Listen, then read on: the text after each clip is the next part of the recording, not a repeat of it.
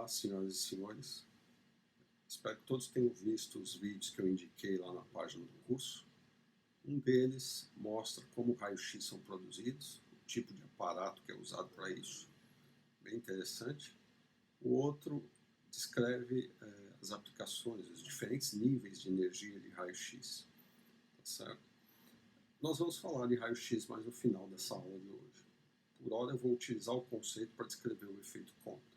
Mas só para lembrar, raios-x foram descobertos em 1895 por Röntgen, que seguia de perto os experimentos de Lehner. Vocês devem lembrar dos experimentos do efeito fotoelétrico. Tá? Lehner era para ter descoberto os raios-x, né? Essa é mais uma das decepções da vida dele que talvez o deixam tão rancoroso. Mas o que acontece é que parece que ele usou uma camada protetora do seu tubo de raios catódicos, que era muito grossa e isso absorvia essa radiação. O Röntgen, não sei por que motivo, ele não faz isso, ele usa uma cartolina preta e essa cartolina é facilmente atravessada pelos raios-x e por isso ele acaba descobrindo. Enfim, a história de hoje é o efeito Compton. Nós vamos descrever o efeito, mostrar a importância desse efeito para ratificar a ideia de fóton, ou seja, a quantização da radiação eletromagnética. E essa, na verdade, foi a consagração da proposta de Einstein a partir do efeito fotoelétrico. Então, você veja, tem que esperar cerca de 1905 para 1923, são 18 anos, né, para que a ideia de fóton se estabeleça. E a partir daí, a mecânica quântica começa a deslanchar com outros efeitos que a gente vai comentar no final desse vídeo. E muito disso tem a contribuição de Einstein, novamente, como a gente vai ver. Então vamos lá?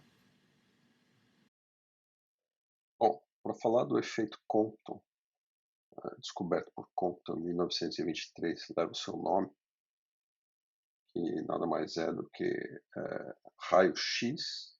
Tinha um tubo de raios catódicos produzindo raio-x, e ele usava esses raios-x, essa radiação, como foi entendida depois, para incidir num alvo de carbono.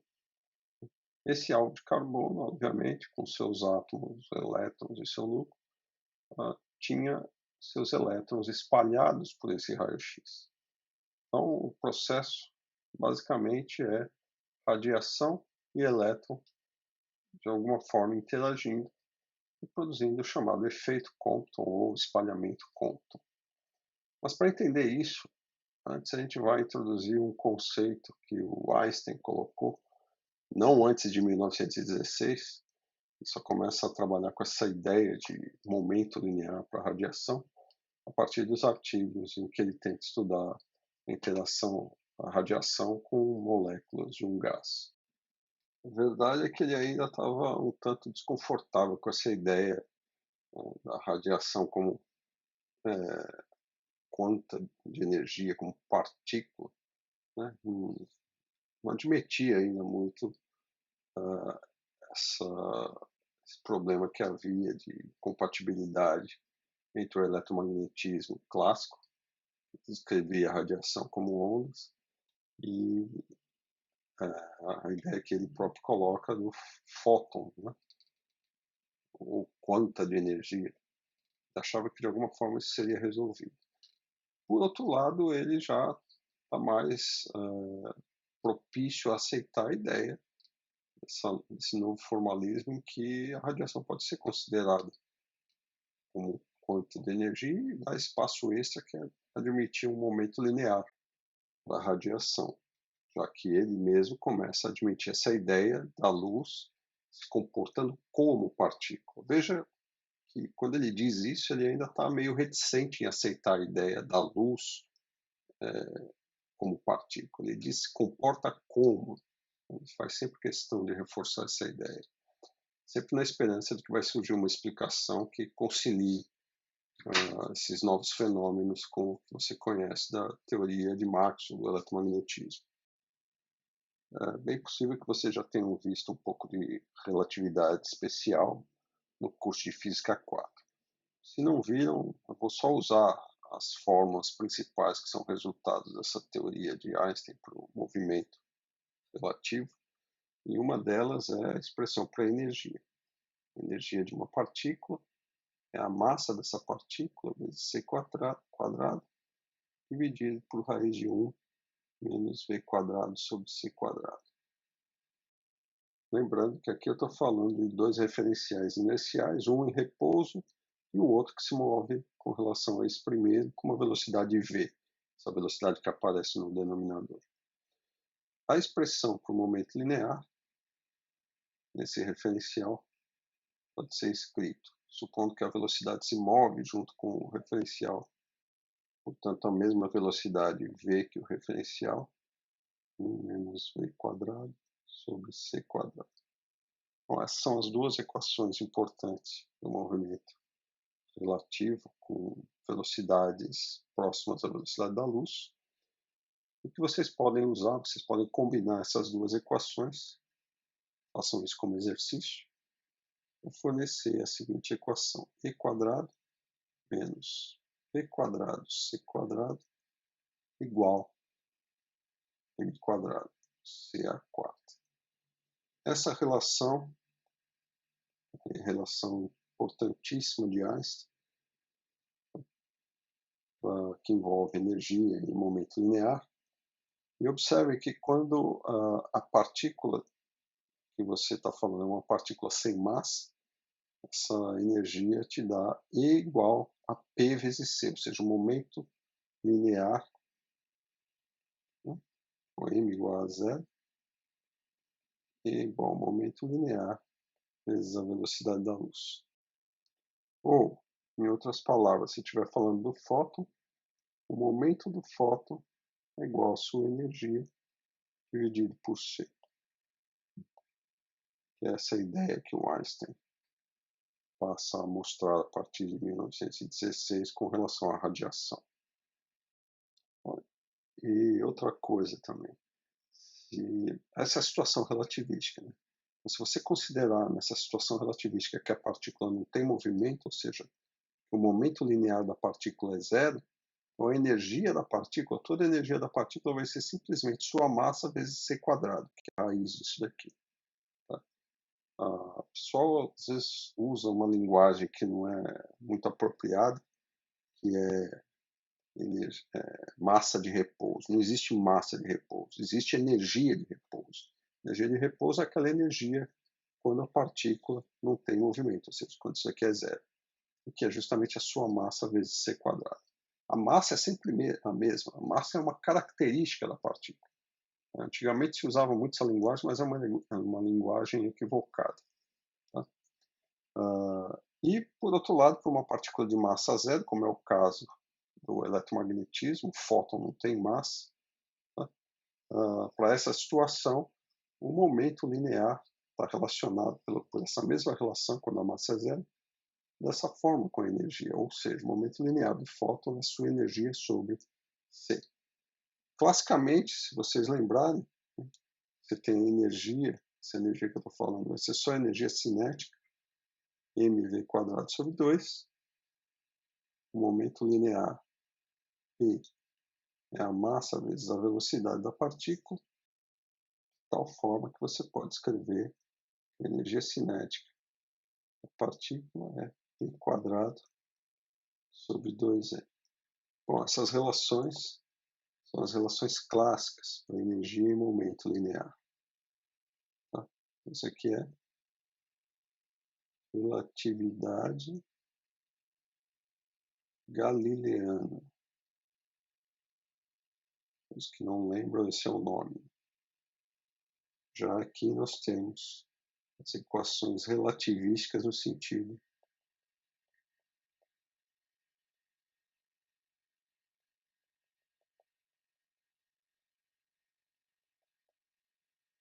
da relatividade especial de Einstein. Tá? E é notória a diferença entre elas. Se eu quiser obter a energia relativística energia cinética relativística da partícula, o que eu tenho que fazer? Eu tenho que subtrair dessa energia total a energia de repouso, que é simplesmente a massa vezes c². Ou seja, relativisticamente, a expressão para a energia fica assim, tirei a raiz dos dois lados naquela equação, de modo que a energia cinética é essa energia menos a energia de repouso, que é mc². Então, essa aqui é a energia cinética relativística para uma partícula com massa. Se não tiver massa, a energia é a própria energia cinética. Então, voltando ao caso do fóton. A energia do fóton é igual a P vezes C. Ou, vamos pegar aqui, o momento linear do fóton, sua energia sobre C. Só que a energia do fóton é H, constante de Planck, vezes a sua frequência, dividido por C. Ou ainda, como ni sobre C é 1 sobre lambda, então isso aqui é H sobre lambda, comprimento de onda do fóton.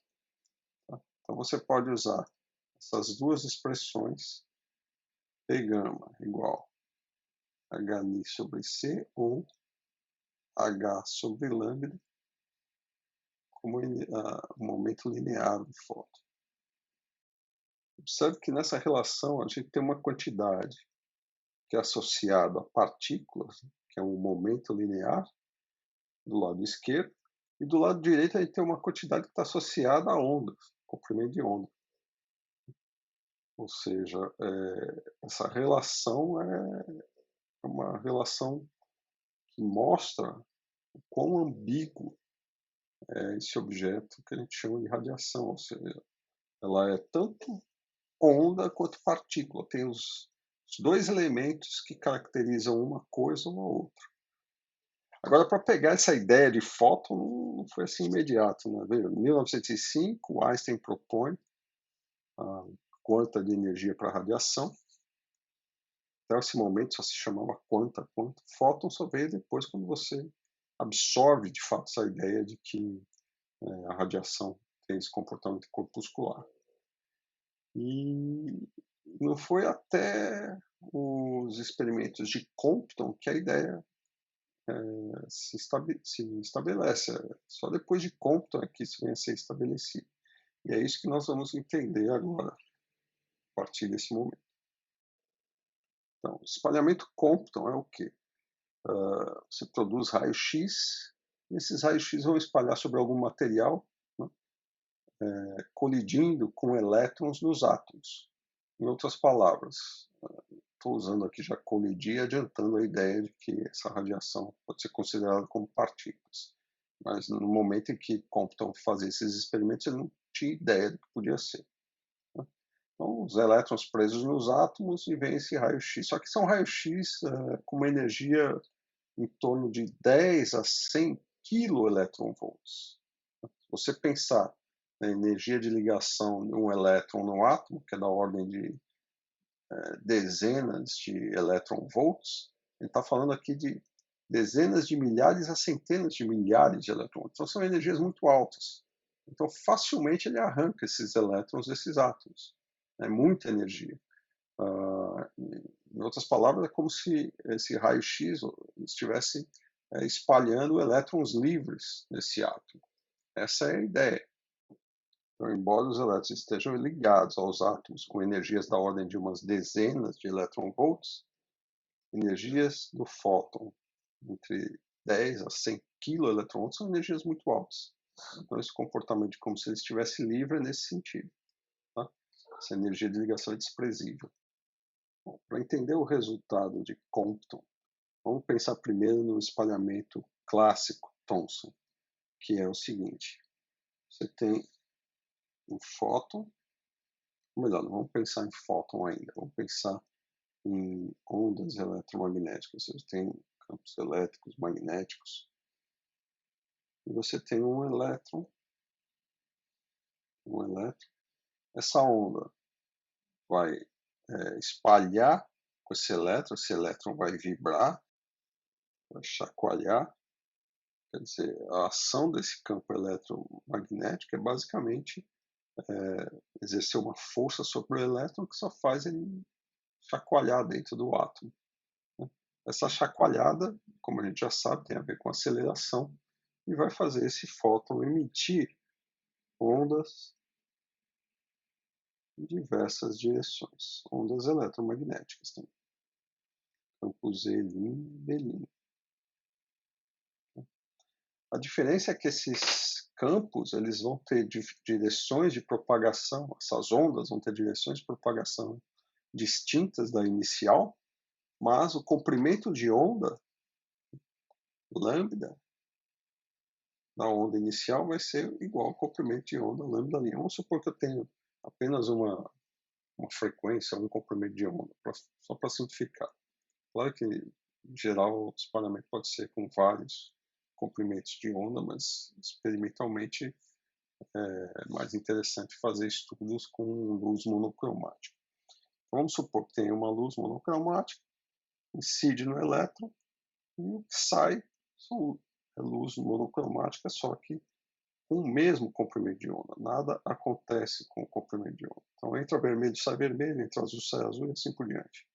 O que muda é a direção, propagação. Quer dizer, a luz é espalhada, classicamente. Tá?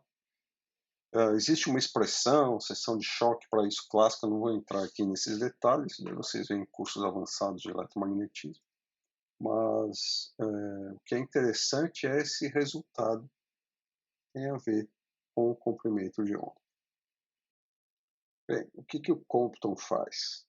Você tem um tubo de raios catódicos, né, que produz os raios X, ou seja, os elétrons saem, são acelerados com alta diferença de potencial, da ordem de kilovolts, dezenas de kilovolts, centenas de kilovolts, portanto produzindo energias da ordem de kiloelectronvolts para cima. Esses elétrons, quando batem no alvo, que é molibdênio, o que acontece? Eles se desaceleram e essa desaceleração emite os raios X. Essa radiação sai numa determinada direção, ele coloca um alvo de carbono, então essa radiação vai interagir com os elétrons desse alvo e vão espalhar esses elétrons. Aqui está a direção da radiação espalhada, vários ângulos, então ele coloca o detector dele em vários ângulos. Tá? E o que ele observa é o seguinte, determinadas direções, essa linha aqui é a linha que é o comprimento de onda, reflete o fato de que essa onda que saiu, essa radiação que saiu, na verdade, ela tem o mesmo comprimento de onda da radiação que foi emitida aqui. Né?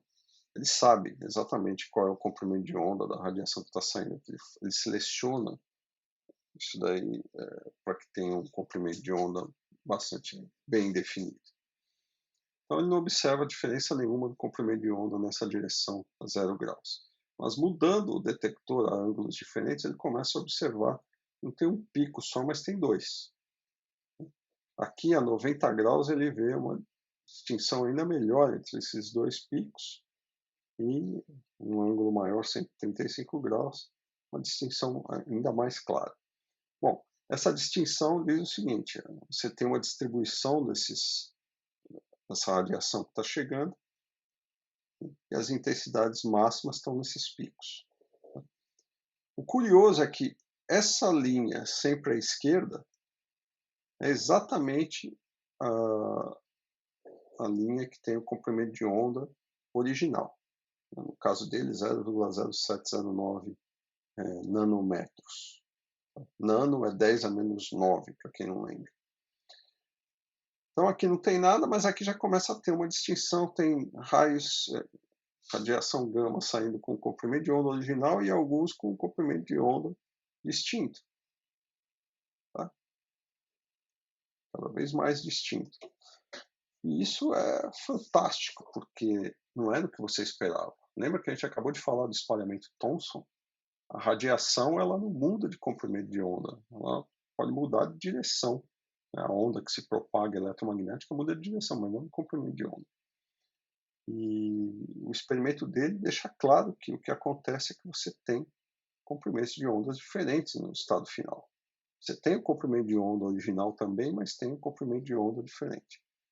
E aí você se pergunta, ué, mas por que eu ainda tenho comprimento de onda original, mesmo a ângulos distintos, diferentes? Pensem nisso um pouco, eu vou responder daqui a pouco.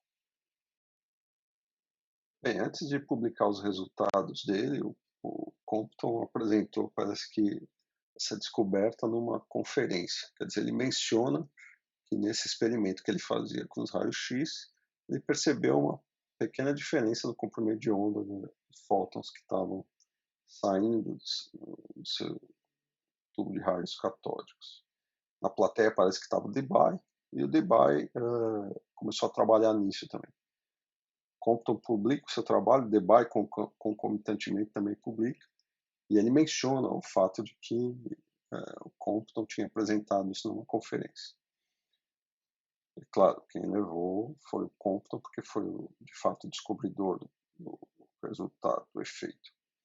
Tanto é que o efeito hoje leva o seu nome. Então aqui tem um esquema de como ele explicou esse efeito usando as ideias de Einstein. Então considere que o fóton incidente é um pacote de energia, ou seja, com um momento definido, uma partícula de fato, daí o nome fóton, partícula fóton, que, como a gente viu, carrega momento linear, que é a sua energia dividida pela velocidade da luz, que está relacionado com a frequência, portanto, com o comprimento de onda. Bom, sendo uma partícula que vai interagir com outra partícula, isso daqui é uma colisão. Ele tratou o problema como uma colisão de duas partículas, usou conservação de energia e de momento e chegou nos seus resultados. Então, o fóton vem, incide sobre o elétron que está no átomo, arranca esse elétron, porque ele tem energia suficiente para isso, na verdade, muito mais do que suficiente, e é espalhado, saindo um fóton com um comprimento de onda que é maior do que o comprimento de onda original. O comprimento de onda maior significa frequência menor, portanto energia menor. Então esse fóton ele perde energia para o elétron. Certo? O que isso significa? Significa que ele transferiu energia e momento para esse elétron. Tá certo? De novo, a gente pode tratar esse elétron como se estivesse livre. Então eu tenho um elétron em repouso, tem um fóton com um certo momento, é só usar a conservação de energia e momento, associando momento linear para o elétron que sai, momento linear para o fóton que sai, momento linear para o fóton que entra, e o momento linear do elétron inicial é zero.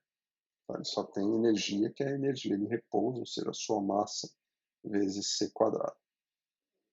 Usando essa prescrição de Einstein, ele calcula qual vai ser essa diferença entre comprimentos de onda. A gente vai demonstrar o resultado que ele chega a esse daqui. Observe uma predição bastante precisa. Observe que o que tem aqui, como isso daqui é adimensional, isso aqui tem que ter dimensão de comprimento. Tá?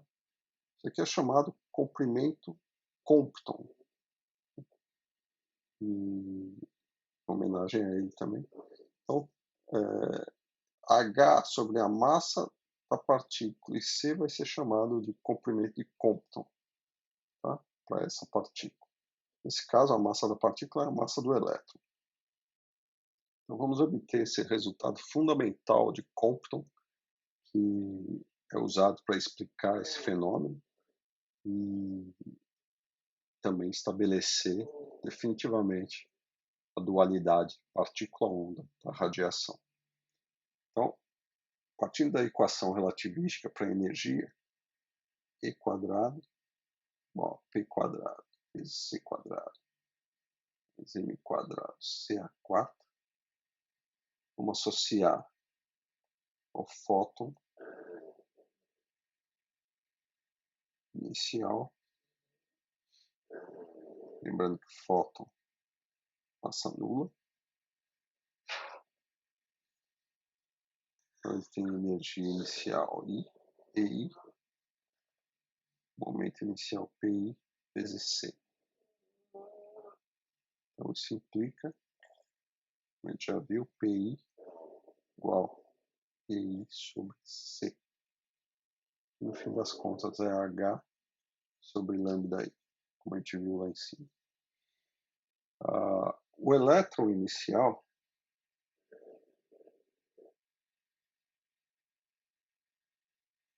está em repouso. O alvo em repouso, no alvo de grafite, um elétron, para todos os efeitos práticos, está em repouso, esses átomos do grafite. Portanto, seu momento PI inicial é zero. Então, posso escrever que a energia do elétron inicial é igual a massa vezes C quadrado. Fóton final.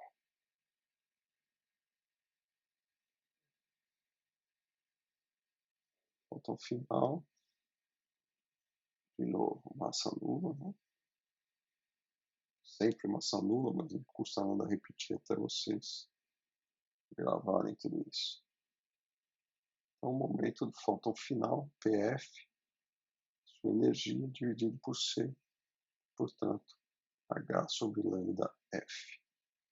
E, finalmente, o elétron final,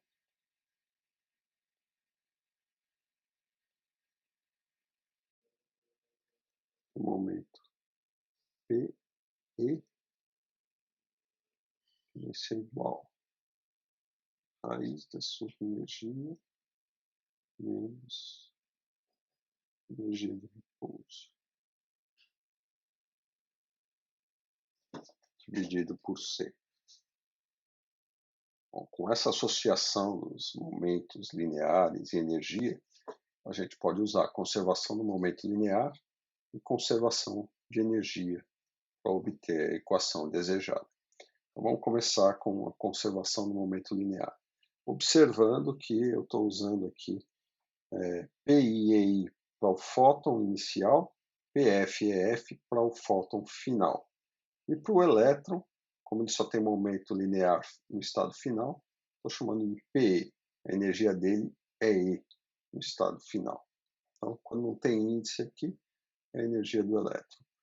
Ou, para facilitar, a gente pode colocar EE para lembrar que é do elétron. Tá? A energia inicial dele é simplesmente a energia de repouso. Então, tá. Pela conservação do momento linear, momento inicial do fóton, que é o único momento linear disponível na colisão, é igual ao momento final do fóton mais o momento final do elétron. O elétron inicial não tem momento zero, que pode ser reescrito como momento do elétron é igual à diferença entre o momento do fóton inicial menos o final. Se eu quadrar ambos os lados, o que eu tenho é o seguinte: E quadrado, E quadrado, PI menos PF quadrado vai dar PI quadrado mais PF quadrado menos 2PI. PF vezes o cosseno do ângulo entre eles. Então, veja, esse ângulo que aparece aqui nessa expressão é o ângulo entre a direção do fóton inicial e a direção do fóton final. Tá? Se eu multiplicar os dois lados dessa equação por c quadrado, eu vou ter P E vezes c quadrado igual PI vezes C ao quadrado é nada mais, nada menos do que a energia do fóton inicial, que pode ser escrito como H vezes sua frequência, só que está ao quadrado. A mesma coisa para o fóton final. PF multiplicado por C ao quadrado vai dar a energia desse fóton ao quadrado, que é HNF ao quadrado, menos PI vezes PF. Então, PI pode ser vezes C, né? A energia do fóton inicial, então fica menos 2 vezes H ao quadrado Ni F. Concordam com isso? Vezes cosseno de θ. Então, tudo que eu fiz foi multiplicar essa equação inteira por C quadrado para obter o resultado de baixo. Lembrando as relações entre momento linear e energia, e que a energia do fóton é H vezes Ni. Tá certo? Vou chamar essa equação de equação. Vou colocar uma estrela aqui para ela, rotular. E agora eu vou partir para a equação de conservação de energia. Então, a soma das energias do elétron e do fóton, tem aqui do lado esquerdo, iniciais, tem que ser igual à soma das energias finais. Portanto, isso daqui me dá. A energia do fóton inicial é H Ni, certo? A energia do elétron inicial é a sua energia de repouso, ou seja, a massa do elétron, vezes C quadrado. E as quantidades finais, a energia do fóton final, H Ni F, mais a energia do elétron final, que nada mais é o seu momento, quadrado vezes C quadrado, sua massa ao quadrado vezes C a 4, raiz. Passando a energia do fóton final para o lado esquerdo, eu vou poder isolar essa raiz, eu vou ficar com raiz P quadrado, C quadrado, mais a massa do elétron ao quadrado, C a 4, igual H Ni menos Ni F mais MeC quadrado, certo? Se eu quadrar isso agora, dos dois lados, o que eu vou obter? E quadrado C quadrado mais E quadrado C a 4 igual H ao quadrado Ni F ao quadrado mais ME quadrado C a 4 mais 2 vezes H ME quadrado Ni menos Ni F. Bem, a primeira coisa que a gente nota nessa equação é que esse termo cancela com esse, eles são idênticos, aparecem nos dois lados. E a gente vai chamar essa equação de duas estrelas. Bem, igualando a equação estrela com duas estrelas, porque a equação estrela é essa daqui, PE quadrado, C quadrado. Duas estrelas é essa daqui, PE quadrado igual a isso daqui. Então, o lado esquerdo é o mesmo. Portanto, o lado direito é igual ao lado direito dessa daqui. Antes de prosseguir, vamos notar que nesse termo aqui, Ni menos Ni F ao quadrado, vai ter um termo Ni quadrado mais Ni F quadrado menos 2 vezes H quadrado Ni F. O H quadrado Ni quadrado e o H quadrado Ni F quadrado vão cancelar com esse termo que está aqui, certo? Então, o que eu posso escrever é o seguinte.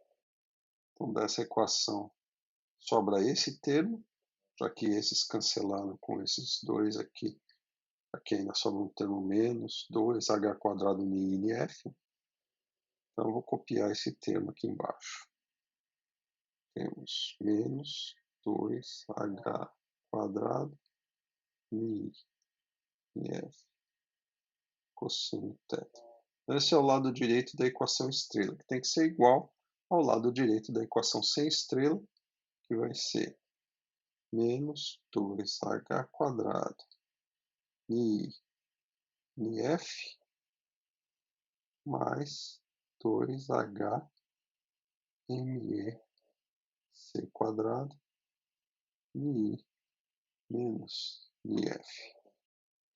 Rearranjando esses termos, então eu passo isso daqui para o lado esquerdo e divido toda a equação por 2h ao quadrado. Então fica o seguinte, ni f vezes 1 menos cosseno θ igual me c quadrado dividido por h ni menos nif.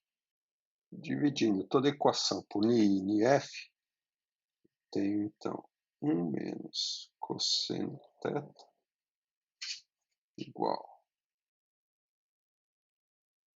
me c quadrado sobre h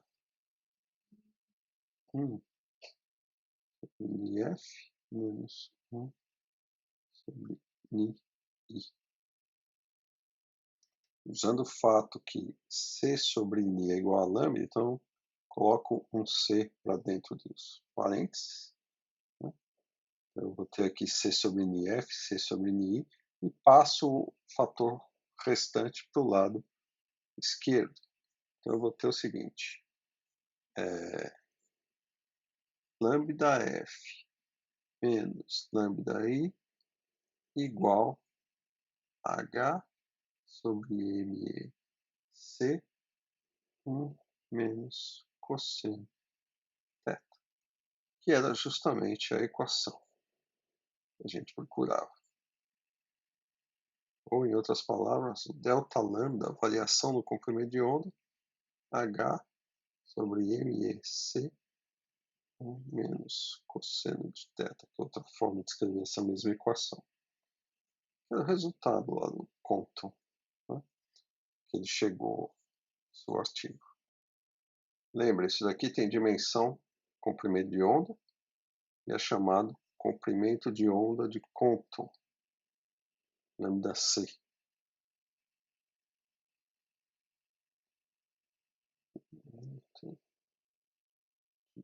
Onda de Compton, ou simplesmente comprimento Compton.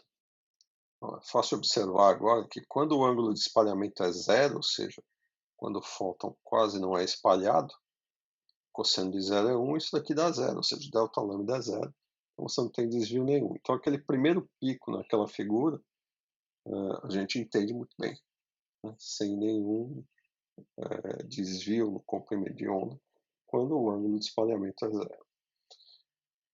Quando o ângulo é diferente de zero, isso aqui vai aumentando, portanto esse fator diminuindo, eu vou ter um delta lambda, né, que é diferente de zero, e aí eu posso começar a observar de fato o efeito Compton. Quando o cosseno θ é menos 1, eu vou ter um valor máximo na variação do comprimento de onda. Tá? Com o cosseno de θ igual a menos 1, eu posso escrever delta lambda igual a h sobre m do elétron c, que é o comprimento de onda Compton do elétron, vezes 2. Né? E isso, substituindo os valores da constante de Planck, velocidade da luz e massa do elétron, é um valor muito bem determinado que tem que obedecer ao resultado experimental. Isso tem que dar 0,049 angstroms. Ou, se você preferir, 0,49 nanômetros. Tanto faz. É uma predição bastante precisa e que deve ser observada quando o espalhamento for do tipo backward, ou seja, o fóton bate no elétron e volta para trás. Isso é um ângulo de 180 graus. E agora vamos tentar compreender aquele primeiro pico que sempre aparece no espalhamento Compton, quando você está tratando de raio-x nesse espalhamento. Então vamos lá. A gente considerou que o espalhamento Compton ocorre com os elétrons, né, porque a energia de ligação desses elétrons é muito menor do que a energia que ele vai adquirir dos fótons. Os fótons são muito energéticos, da ordem de dezenas a centenas de electronvolts. Só que tem uma situação que isso não é bem verdade. Quando os elétrons estão muito fortemente ligados ao átomo, por exemplo, um átomo com bastante prótons no núcleo, o carbono é um deles, né? O que acontece? Os elétrons mais fortemente ligados, eu não vou conseguir arrancar. Porque esse fóton que chega e bate num tal elétron, na verdade é como se ele estivesse interagindo com o átomo e não com o elétron. Tá? Ele é espalhado, mas ele não chega a ser absorvido e depois reemitido pelo elétron. Ele simplesmente sofre um desvio, certo? No seu momento linear. E se é só desvio no momento linear, numa perda de energia, o que acontece é que ele vai sair com comprimento de onda basicamente o mesmo. A perda de energia é muito pouca, na verdade. Tá? Porque ele não consegue arrancar o elétron, ele não deposita energia. Então ele é muito pouco desviado. Claro que o muito pouco aqui é um delta lambda tão pequeno que o experimento não tem precisão para fazer a medida desse delta lambda. Então sempre tem aquele pico em torno do lambda original, que é o comprimento de onda dos fótons incidentes. Bom, isso é fácil de entender por essa expressão, tá? Porque nesse caso, quando você está colidindo com um átomo, é uma colisão fóton-átomo, e a massa que vai entrar aqui é a massa do átomo, não do elétron. Só que, por exemplo, o átomo de carbono tem a massa do átomo é aproximadamente 22 mil vezes a massa do elétron. Então você vai ter um fator aqui no denominador que é 22 mil. Isso torna um delta lambda muito menor do que o lambda, portanto imperceptível. Nessa situação, delta lambda é aproximadamente zero. Então aqui está a descrição do que está acontecendo. E nessa situação, como lambda f aproximadamente lambda i, a gente vai ter o espalhamento clássico, que nesse caso é o espalhamento Rayleigh. Tá, aí você pergunta qual é a diferença do Rayleigh para o espalhamento Thomson. O espalhamento Thomson é ondas eletromagnéticas espalhando com elétrons livres. O Rayleigh é espalhamento das ondas eletromagnéticas com o átomo. Como aqui a gente está olhando para o átomo e não para o elétron livre, o espalhamento é o Rayleigh. Mas é clássico também, quer dizer, você não tem mudança na frequência, no comprimento de onda. Ou colocando de uma maneira mais apropriada, o espalhamento aqui é partícula com partícula, ou seja, fóton, né, com um átomo. No entanto, ele é extremamente semelhante ao tratamento clássico, ou seja, se eu tratar o espalhamento como uma onda eletromagnética com um átomo, o resultado vai ser o mesmo. Então não há como distinguir. Mas para os elétrons que não estão fortemente ligados, aí sim eu tenho essa grande diferença no comprimento de onda e eu consigo observar o chamado efeito Compton. Bem, então, se a radiação estiver no espectro visível, microondas ou ondas de rádio, quando o lambda é aproximadamente maior ou igual a 1000 angstrom, lembrando que angstrom é 10 a menos 10 metros, então a gente viu que o lambda, esse comprimento de onda, vai ser muito maior do que o delta lambda. Tá? Só lembrando que esse delta lambda ele vai ser da ordem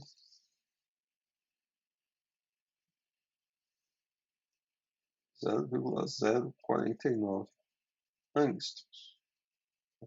Então, obviamente, extremamente menor do que esses comprimentos de onda, e o efeito vai ser imperceptível, ou seja, basicamente você não vai ter o espalhamento Compton nessa situação, você pode tratar isso como se fosse espalhamento clássico, ou seja, o lambda f aproximadamente lambda i.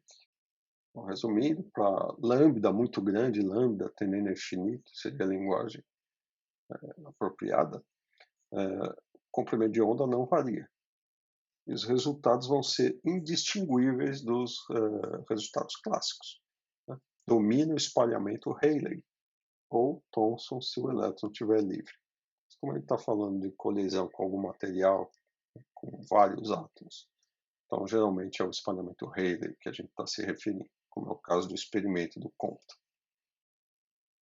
Quando a gente move os comprimentos de onda para o espectro de raio-x, ou seja, a gente diminui o lambda e, portanto, aumenta a frequência e a energia da radiação, o que acontece é que o espalhamento Compton começa a ser importante.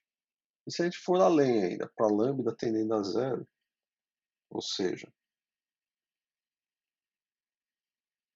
radiação gama, lambda tendendo a zero é ni tendendo a infinito, energias muito altas para radiação. A gente chama isso de radiação gama. Aí o que acontece é que o espalhamento Compton domina completamente.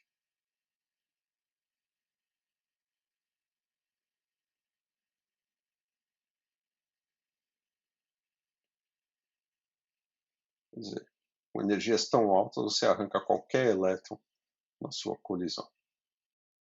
Então, essa descrição das colisões entre radiação e átomos, elétrons, ela mostra o seguinte: se você tiver um comprimento de onda grande, ou seja, frequência pequena, você recupera a teoria clássica do eletromagnetismo, como se tivesse espalhamento com ondas. Se o lambda for pequeno ou frequência grande, a teoria clássica falha, exatamente como falhava a teoria de radiação do corpo negro, gerando a catástrofe do ultravioleta. E você tem que descrever a radiação através de partículas, que agora são chamadas fótons, com momento e energia bem definidos. Agora, é claro, quando o Li é pequeno, e o lambda grande, você não percebe a natureza discreta dessa energia. Ela ainda está lá. Claro, você pode descrever a radiação como fótons, mas os efeitos em termos dessa descrição de partículas são tão imperceptíveis que não faz diferença você usar a teoria clássica do eletromagnetismo, ou seja, as equações de Maxwell, para descrever os fenômenos observados. Nesse caso, é como fazer o H indo para zero, ou seja, você tem um espectro contínuo de energia para radiação.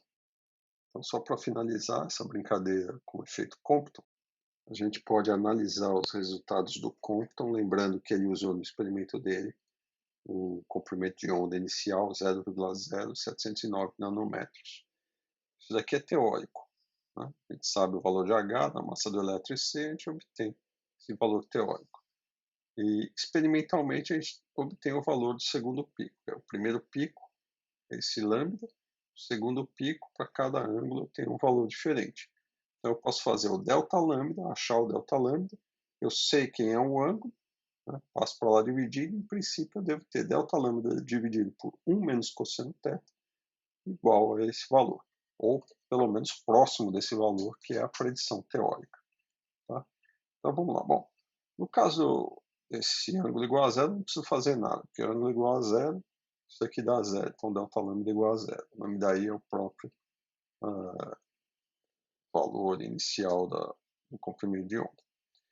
Para θ igual a 45 graus, eu calculo delta lambda, vou chamar 1 menos cosseno θ de x, então para cada ângulo x vai ter um valor, divido delta lambda por x, no caso desse segundo diagrama, que está a 45 graus, segundo conjunto de dados, delta lambda é 0,006 nanômetros, x é 0,293, dividindo um pelo outro, eu vou ter o resultado lambda c igual a isso daqui, que está em muito bom acordo com isso.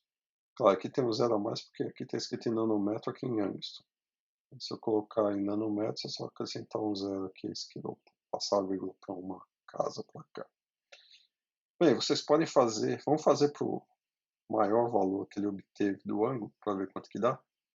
Então, nessa situação, delta lambda é 0,004 nanômetros, o x para 135 graus, aproximadamente 1,707, divide um pelo outro, você vai ter um lambda C 0,0234 nanômetros, ou seja, muito próximo do valor teórico. Então os resultados são fantásticos. Né? Claro, hoje em dia você faz esse experimento com muito mais precisão, aparelhos mais sofisticados, e a concordância certamente está em algumas casas decimais. Então isso conclui o efeito Compton, e a partir daí as pessoas começam a levar a sério possibilidade, né, da radiação ser tratada como partícula também. Ou seja, o fóton carrega tanto energia quanto momento linear. A lei do momento angular também, mas a gente não vai entrar nesses detalhes aqui.